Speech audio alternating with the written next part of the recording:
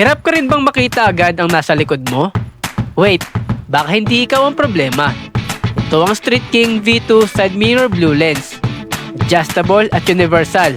Fit para sa karamihan ng motorcycles. Blue anti-glare lens para bawas silaw lalo na kapag may kasalubong na sobrang lakas ng ilaw. Madaling i-adjust para makita mo ng mas malinaw ang nasa likod at kilid.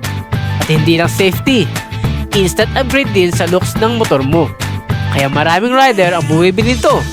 Sulit, convenient at madaling ikabit.